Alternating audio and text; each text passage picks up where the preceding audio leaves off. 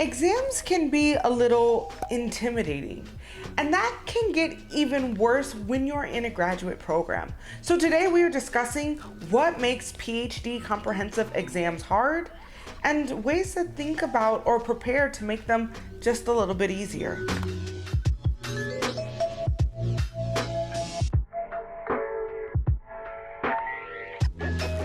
Hello everyone, and welcome back to my channel where we talk about everything grad life, grad advice, and research. And in today's video, we are discussing PhD comprehensive exams. Because let's face it, exams are a part of every academic journey. If you love them or hate them, most of the time they are a barrier to that final goal of getting your degree. But that doesn't mean that they have to be difficult, and there are always strategies to strive to succeed within your PhD comprehensive exams specifically, and exams more generally. So the first thing that makes a PhD comprehensive exam difficult is that it's just so much, even possibly too much info. And what I mean by that is you are expected to know a lot of information, especially because the point of a PhD comprehensive exam is to understand if the graduate student knows the field comprehensively. So yeah, there's going to be a lot of readings, a never-ending list of scholars and theories and articles and journals that just seem to never end. And all of that information somehow needs to be represented or included within your exam. Or at least that's the way we might think about our PhD comprehensive exams. But it doesn't necessarily mean we have to know everything for it to be comprehensive. And what I mean by that is we spend so much time thinking about the field or thinking about the information, and we might feel like we don't know enough or we won't ever know enough, but that's not really true. We actually know too much already. And so when we are approaching our exams or thinking about approaching our exams, we get really overwhelmed with all the information that we know and we have, and we spend too much time thinking about our information or the content that we know instead of committing to the information or the content that we know. And what this means is you can't know everything. And there's good news. Nobody really expects you to. So when you are approaching your PhD comprehensive exams, the goal is not to write about every scholar that's ever lived in the history of life in your academic field. That's just unrealistic. But instead, you are practicing or exercising your academic authority. So it's not really about being right or wrong, but demonstrating, or for you, the scholar, proving to your committee that what is important to you is actually important to the field. So through this process or through this exercise, it's not really your committee members reading your exam questions trying to interrogate, do you know what you're talking about? But rather you demonstrating to your committee members that what you think is a viable, important part of the academic field, and the information, the knowledge, the perspectives that you have will push the academic field forward.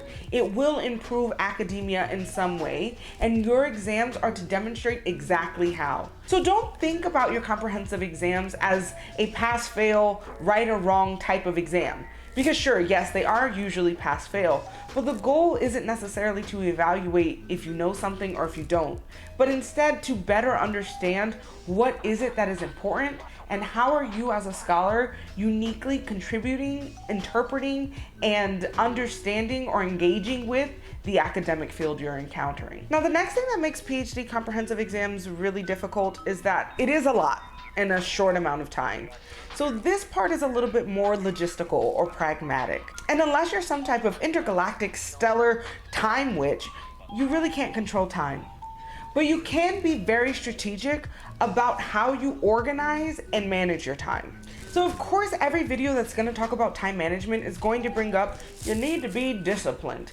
And that's true. You do need to make sure that in this time frame of your exam period that you are really focused, zoomed in, and working towards your goal. And one way to do that is just being realistic.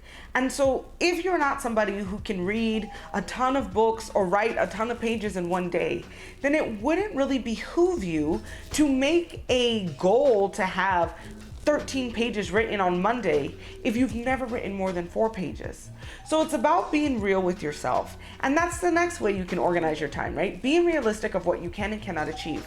I have talked about my own reading strategies in a previous video, but I like to break up my times in little chunks versus big or intermediate chunks because I know I get distracted really easy, and that just makes me have to repeat and repeat and repeat and never get anywhere further. So there may be specific strategies for you to help meet you where you're at with your writing quota, with your reading quota, without creating unrealistic goals that'll ultimately demoralize you, unmotivate you, make you feel like you're not smart enough when you don't achieve them.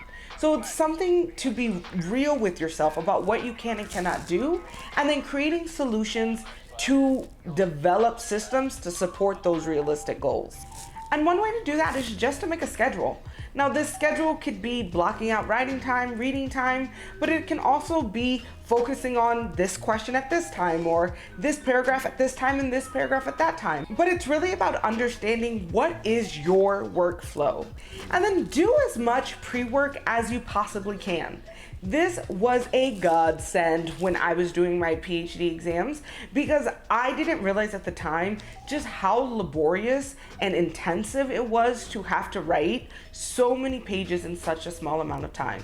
Now, I know, again, every exam is different, but the real point of it all is if you can write really great annotated bibliographies, then you're doing like a third of your writing ahead of time because you're already summarizing, you're already focusing on the main points, you're already pulling out the most important nuts and bolts of these arguments, of these journals and articles that can and should be implemented into your final PhD comprehensive exams.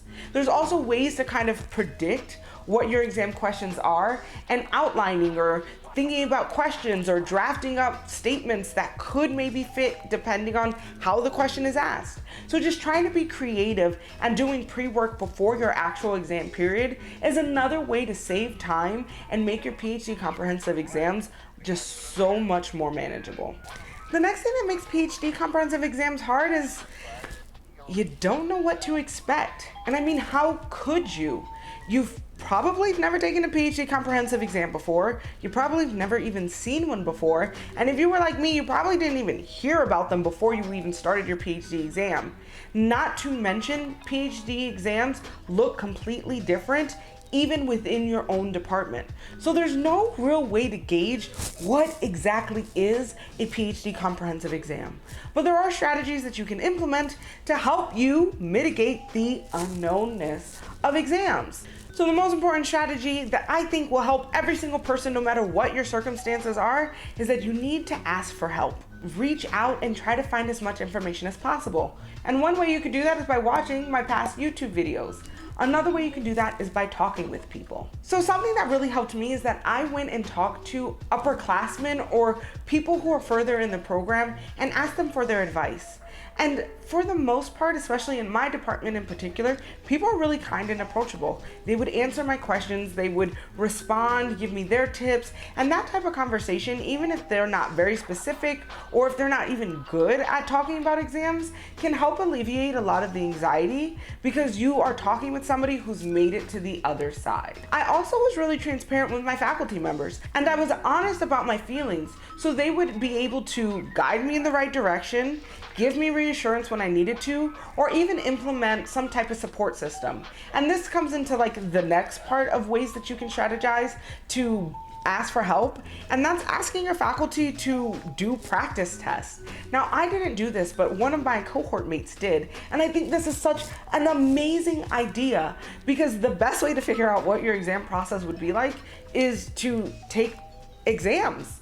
So having somebody or one of your faculty member give you a fake exam question or a possible exam question and giving you a shorter amount of time to respond to this one question might be a helpful exercise to really get you to think through what it is that you might be expected to do. And then when you turn it in, you can even request feedback. What did I do wrong? How can I do better? What is it that you're looking for? And in that way, you're getting immediate responses from the people who are going to be evaluating you about what you should expect about your PhD exams. Now, if talking to people just isn't your thing, you can also scour the internet or maybe your PhD handbook or maybe your online digital site to see if there are any examples of PhD exam questions or comprehensive exam answers. Sometimes they do exist, but I highly suggest that you talk to people. And then, of course, you just have to have perspective. Every PhD that has ever graduated had to take comprehensive exams. And so if they could do it, so can you. And most of the time, your faculty or your committee members, if they are good committee members, aren't going to let you take your exams unless you are prepared to pass. And the next thing that makes a PhD comprehensive exam difficult, and I feel like nobody ever really talks about it, is that sometimes you just don't want to do it. I know for me, I had FOMO, I was unmotivated, I'd rather watch TV. I just think the idea of sitting behind a computer for hours on end, for a week, maybe 10 days, is just not cool. It's exhausting. It just sounds so not fun. So if that's the fact, then as PhD students, the most important thing we can do in those moments is to remember our why. Why are we here? Yes, exams are really not that fun, or rather not that exciting. Yeah, they can be really intimidating and difficult, but if you can remember why you want to be a PhD student, then maybe you can encourage yourself to bypass this one obstacle or like really laborious moment in time to think about a brighter, sweeter, better future when you have a PhD hood and people are calling you doctor. So, are PhD exams difficult? Are PhD exams hard? Well, yes, but that doesn't mean you can't do it. PhD exams are a very important part of your PhD experience. And through the exercise of going through comprehensive exams, you are able to learn more about your research, examine who you are as a scholar, and you are able to demonstrate to yourself, to your committee, to your third grade math teacher who told you were never going to be anything, that you actually know what you're talking about and that your opinions matter. So just being aware that even though a PhD exam can be difficult, you can succeed. And that at the end of the day, it is a part of this process that you are preparing for. And because you've done all the schoolwork, you've done all the readings, you've taken the time to think about your research projects, you are prepared and you are smart enough to do a comprehensive exam and do it well. Now, of course, there's always more that you can learn to help prepare for this moment. So if you're interested in more grad life, grad advice, and research, don't forget to subscribe. And if you saw at least 2 things that were useful, don't forget to hit the thumbs up. And as always, if you have questions, video suggestions, or just want to say hi, leave a comment down below. Your support helps a small YouTuber like me continue to grow. Thank you so much for watching, and I will see you next week.